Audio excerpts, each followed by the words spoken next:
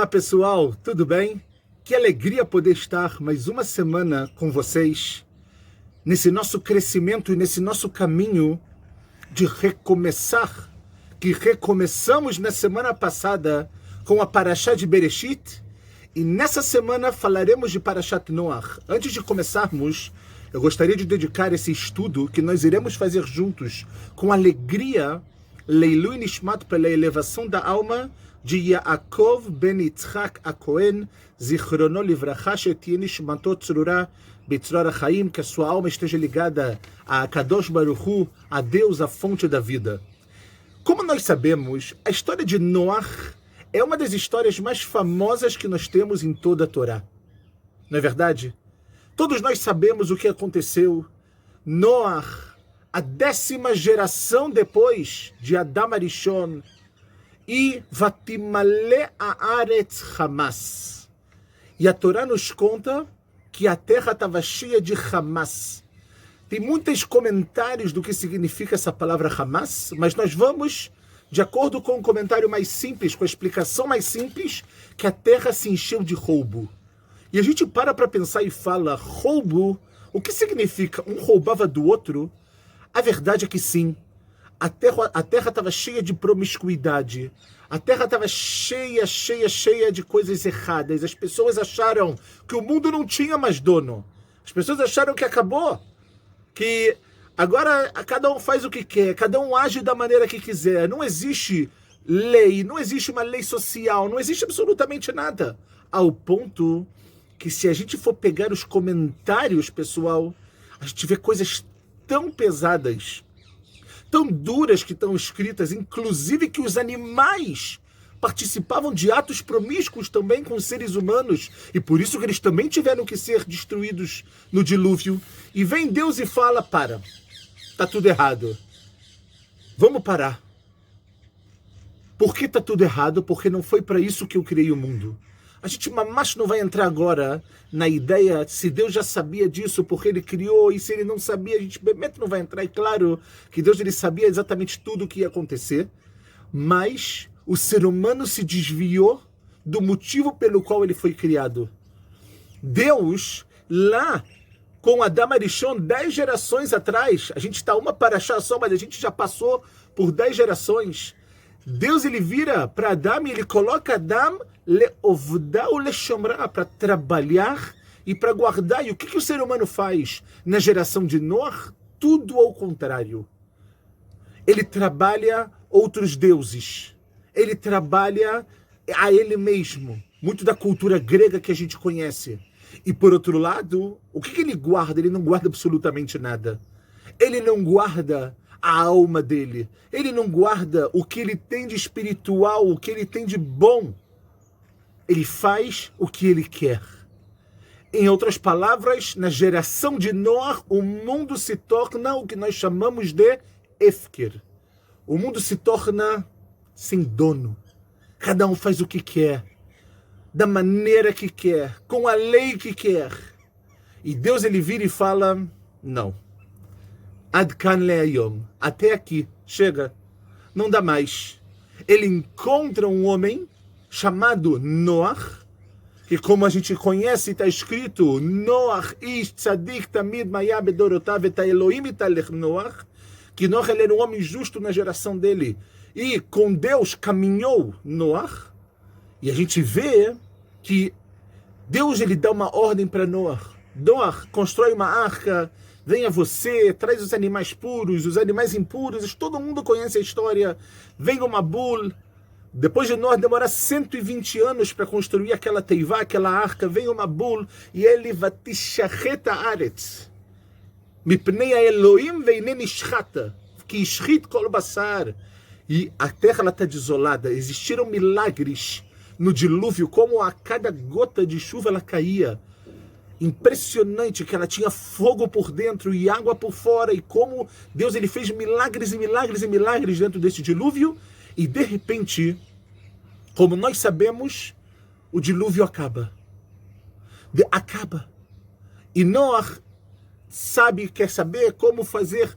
Ele manda o corvo, depois ele manda a a Yoná, ele manda pomba, todos nós conhecemos essa história. Depois Noah, ele sai da arca, Deus, ele lembra de Noah, ele sai da arca.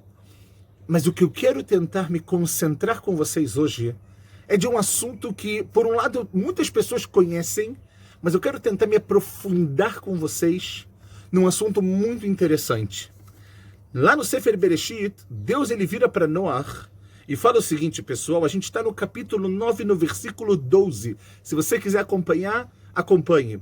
Deus, ele fala o seguinte, Vayomer Elohim. Deus, ele fala para Noah, lembrem que a gente falou, quando aparece o nome Elohim, é Midat Adin, é justiça. Ele falou para Noah o quê? Zot ot abrit. Esse é o sinal do pacto, asher ani noten, que eu estou dando agora, beini uveneichem, entre eu e vocês, o ben kol nefesh chayai, para toda alma viva, asher itchem, que estão com vocês, ledorot olam. Então Deus fala algo interessante, ele fala, agora eu vou dar para vocês um pacto, e esse pacto é um sinal, não só entre eu e vocês, mas também para todos os animais, para todas as gerações. Qual é o sinal? Vocês já devem saber, obviamente. E vem a Kadosh Baruch Hu e fala, Et kashti natati beanan, o meu kashti keshet, eu vou dar na nuvem, vou colocar na nuvem nos céus, ve'aita leot brit, e vai ser como um sinal e um pacto, beini u beina aretz, entre eu e a terra. Ou seja, quando houver o arco-íris, é um sinal entre eu e a terra. A gente já vê aqui que existe uma determinada separação. O arco-íris, ele serve de alguma forma para separar entre Shammai, entre Deus, entre os céus, e o que está acontecendo aqui na terra. E Deus, ele continua e fala no versículo 14, Ve'aya be'anani anan ala aretz venirata akeshet be'anan. E Deus fez que nos céus, né, na nuvem veio, estivesse sobre a terra, e foi visto naquele momento o arco-íris. E todos nós sabemos, pessoal, que o arco-íris, ele tem algumas coisas muito interessantes, algumas características muito interessantes. Primeiro de tudo, é o próprio formato dele. A gente traduz, vamos tentar entender algo interessante. A gente traduz keshet em hebraico como arco-íris. Mas keshet em hebraico, a tradução verdadeira é um arco. Não é verdade? Qual é o formato de um arco-íris? É o formato de um arco, né? É uma meia-lua, se a gente vai poder dizer. E olha que coisa interessante, pessoal. Dentro do arco-íris, nós sabemos que ele tem todas as cores, não é verdade? Ele tem todas as cores de uma forma misturada, a gente não vai entrar agora nessa questão, mas as cores são para mostrar que cada um tem a sua individualidade. Que a cor, ela representa cada um de nós, cada pessoa. Não a cor da pele, eu estou querendo dizer. Eu estou dizendo que cada pessoa tem sua individualidade. Deus, quando ele coloca o keshet, quando ele coloca o arco-íris, que a gente chama, mas que a tradução dele é um arco, e a gente vai entender por quê, de acordo com o Ramban, de acordo com o Nachmanides, a ideia que ele quer dizer é para que a gente, primeiro de tudo, veja o arco-íris e fala, uau, as pessoas não têm que ser iguais. Cada um tem a sua individualidade. Agora a gente sabe que atualmente o arco-íris, quando a gente então, apesar de ele ser lindo, apesar de ele ser maravilhoso, né, da gente falar, uau, que incrível, a gente tem que entender uma coisa muito importante, pessoal. O arco-íris então é um sinal de que Deus não está muito contente com o que está acontecendo no mundo. O arco-íris é um sinal de que Deus ele está tentando mandar para a gente algum tipo de mensagem. Olha, vocês estão vendo aqui o arco-íris? Lembra do meu pacto com Noah? Eu deveria estar destruindo a terra, mas eu não vou destruir pelo pacto que eu fiz com Noah. E Deus, ele é Neeman Babrit. A gente acredita no pacto dele. Ele fez o pacto com Noah, depois ele vai fazer pacto com Abraham, e etc, etc. Ou seja, a gente vê aqui que, na realidade, o arco-íris, apesar de ele ser lindo, de ser um fenômeno natural maravilhoso, mas ele é algo muito complicado em relação aos seres humanos, ao ponto que a Gemara, pessoal, o Talmud, a Torá oral, em Masechet Hagigah, no Tratado de Hagigah, na folha 16a, fala o seguinte: explicou Rabi Yehuda em nome do Rabi Nachmani, ok? E explicou isso em nome do Resh Lakish. E ele fala o seguinte, a Gemara, pessoal: Kol mistakel, toda pessoa que olha bishlosha dvarim, para 3 coisas que eu vou descrever agora, olha a expressão da Gemara, einav reot. Os olhos dessa pessoa ficam escurecidos. Ou seja, ela de alguma maneira perde um pouco da sua visão. A gente não vai entrar agora se é uma visão física, se é uma visão espiritual. Bemet, a gente não vai entrar agora nisso, porque esse termo, pessoal, só um parênteses muito interessante. Esse termo, Einaim Kehot, a gente lembra dele quando a gente fala de Yitzhak Avinu, que a gente sabe que Yitzhak, ele não enxergava, não é verdade? Lembram da história com Yaakov e com Esav, que a gente vai estudar daqui a pouco? Yitzhak não sabia quem ele estava abençoando, porque ele não via. Tem muitas explicações por que o olho dele, os olhos ficaram um pouco mais escuros. Tem o choro do anjo na hora de Akedat Yitzhak. A gente também não vai entrar nisso agora. Olha como a Torá é linda, cada coisa leva a outra, incrível. Mas a gente vê que a Gemara traz que a pessoa que olha para 3 coisas, a sua visão vai ficar mais escura. Quais são, pessoal? Prestem atenção. A primeira que a Gemara traz é Bakeshet, o arco-íris. 2, Ben-Nassi, o príncipe, o chefe, o Bakohanim. E também nos Kohanim, na hora que os Kohanim estão fazendo Birkat Kohanim, pela Halachá existe uma proibição de olharmos para os Kohanim. Por quê? Porque ali está a presença de Deus. A Halachá traz que quando os Kohanim fazem a Birkat Kohanim, através das suas mãos, e eles abrem as suas mãos, a presença de Hashem passa pelos Kohanim para as pessoas. Essa é a Brachá. E é por isso que os Kohanim, os sacerdotes, quando vão fazer a Brachá, o que eles falam? Baruch ata Hashem Elokeinu melech haolam, bendito és Deus, asher kideshanu bikdushato shel Aharon, que você me santificou com a santidade de Aharon, vetzivanu levarech et amo Israel be'ahavá, e nos ordenou abençoar os filhos de Israel, ou seja, os seus filhos, Hashem be'ahavá, com amor. Tem amor, tem Shekhinah.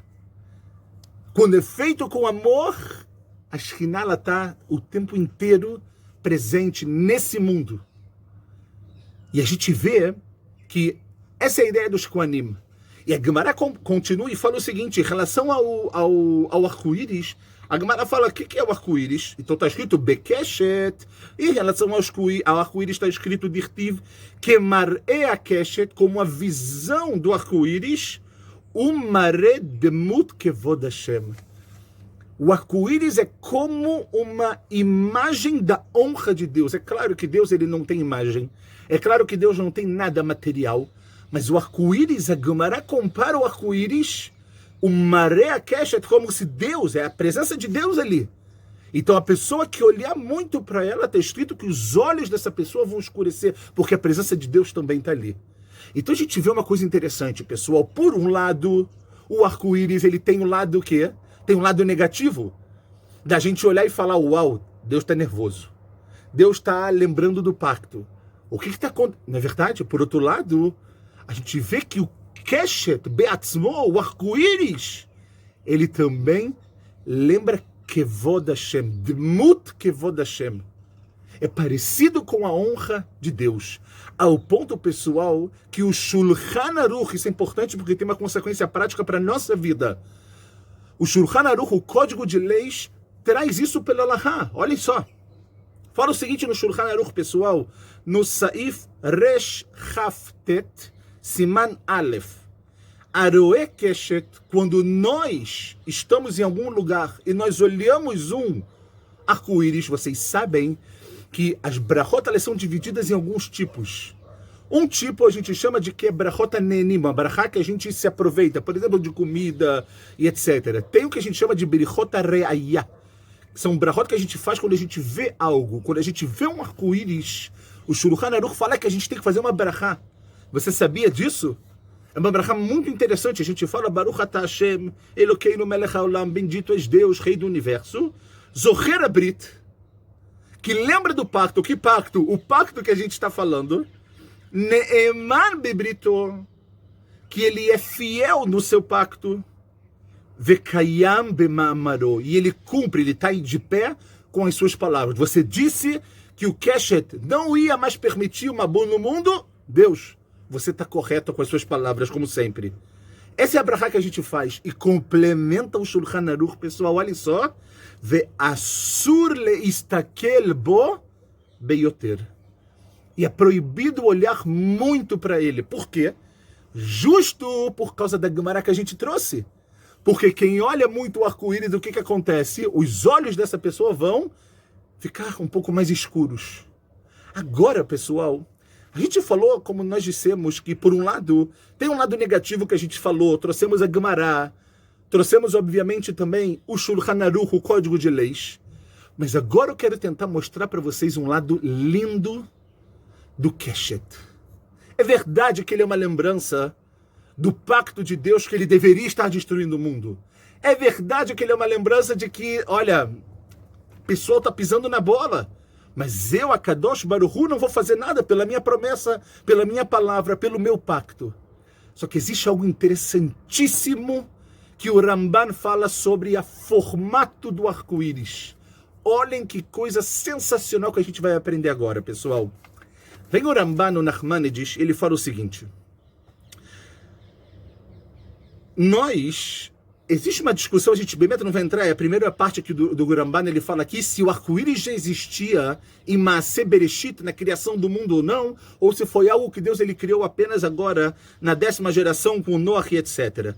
Mas ele fala o seguinte, pessoal, Ve'amru betam aotazeh, então a gente fala em relação a esse motivo, que a Keshet lo asao sheyuraglav lemala. O arco-íris, Deus não fez ele para que as suas pernas, ou seja, para que a base do arco-íris estivesse com as suas pernas viradas para cima. Em outras palavras, dessa maneira. O arco-íris, a gente sabe que ele é sempre assim, não é verdade? Então, o Ramban está dizendo por que a maneira que o arco-íris ele é feito, as pernas do arco-íris, a base do arco-íris, ela está para baixo e não está para cima. Então vem o Ramban e ele fala o seguinte, pessoal. Por que Deus não faz as pernas para cima? Então ele diz, porque se tivesse para cima, era como que ilumina shamaim morimbo. É como que se dos céus estivessem atirando na gente. Vamos parar para pensar algo interessante. Quando a gente nós falamos que Keshet em hebraico é arco. A gente traduz o Keshet Be'anan, a gente traduz como arco-íris. Mas o Keshet é arco. Quando uma pessoa precisa atirar, ela está com um arco e flecha. Qual é a maneira dela atirar? O arco e flecha está aqui, não é verdade? A pessoa traz o arco para ela dessa maneira, ela puxa a flecha e ela tira. Ou seja, normalmente, olhem que coisa espetacular que existe aqui. Aonde as bases do arco eles estão, é a quem está atirando em quem. Então fala o Ramban que se Deus criasse o arco-íris com as pernas para cima, então a gente talvez pensaria que Deus ele está atirando na gente. Óbvio que a gente está falando de um eufemismo aqui. Ok? Deus, a questão de atirar no sentido que Deus ele está fazendo algo contra a gente, vamos dizer assim. Por quê? Porque é como se ele tivesse com um arco na mão. Só que quando Deus faz o arco-íris com as pernas para baixo, o que aparece aqui? A gente vê que quem está atirando nele somos nós. Quem está destruindo o mundo que ele criou, quem está fazendo tudo ao contrário do que ele deseja, somos nós. Nós estamos com o arco na mão. E nós, muitas vezes, infelizmente, atiramos as nossas flechas em direção a ele. Seja quando a gente reclama o tempo inteiro, seja quando a gente não reconhece toda a bondade, quando a gente não agradece, nós estamos atirando flechas. É isso que acontece. E continua o Ramban, ele fala o seguinte: Aval asao be'efer mizer. Deus ele fez ao contrário, como nós falamos, com as pernas para baixo. Learot shelo yorubo min hashamayim. Para mostrar que não estão atirando na gente dos céus. E o Ramban termina e fala: Vechen derech hanilchamim. As pessoas que vão para uma guerra, é assim que eles fazem.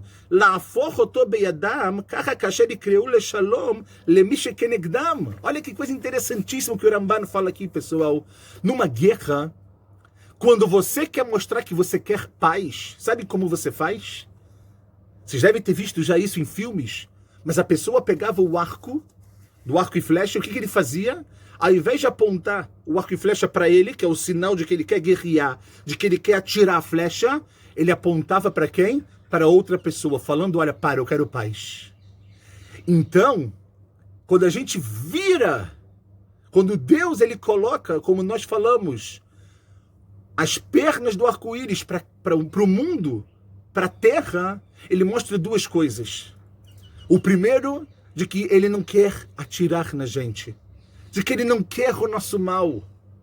O que ele quer é que a gente traga para o mundo a paz, a tranquilidade. Nós sabemos que paz é um dos nomes de Deus.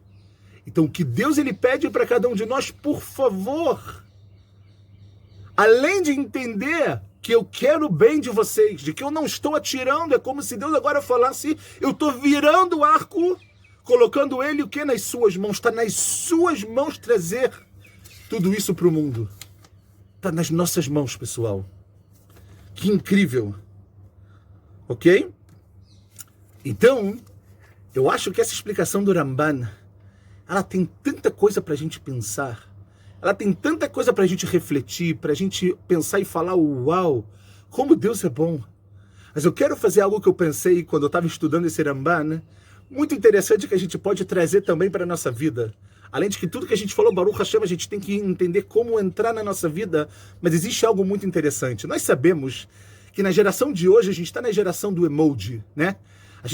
Muitas vezes a gente coloca sentimentos, a gente quer mostrar para a pessoa que a gente está feliz, aí a gente coloca lá o emoji feliz. A gente quer mostrar para a pessoa que a gente está chorando, a gente bota o chorando. Está rindo muito, e tem um emoji chorando muito, rindo, não é verdade?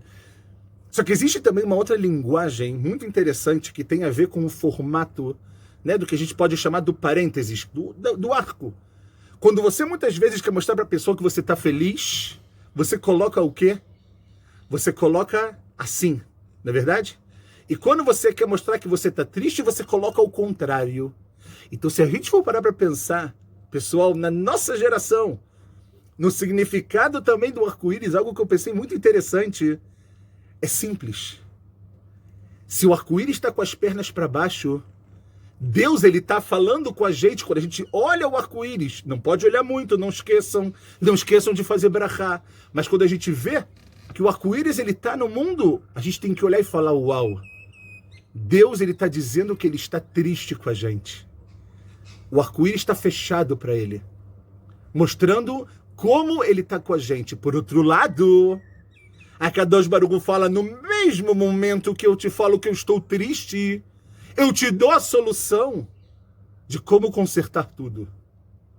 De mostrar que nós precisamos fazer a nossa parte, trazer para esse mundo a felicidade que é representada pela parte aberta do arco-íris. E quando a gente faz isso, a gente vai transformar esse sentimento de Deus. Se a gente pode falar que Deus tem sentimento, a gente vai transformar esse sentimento de Deus no sentimento de alegria, de mais prazer por cada um de nós estarmos fazendo o que é correto. Então a gente se aprofundou hoje bastante nessa ideia do arco-íris, mas a ideia é a gente entender mais uma vez como Hashem ele é bom. Ki leolam chasdo. A bondade de Deus ela é para sempre. A bondade de Deus ela é ininterrupta. Só que a gente também precisa fazer a nossa parte. No final das contas, o que acontece no arco-íris é que Deus ele coloca o arco-íris ao contrário para mostrar que no final das contas tudo depende da gente.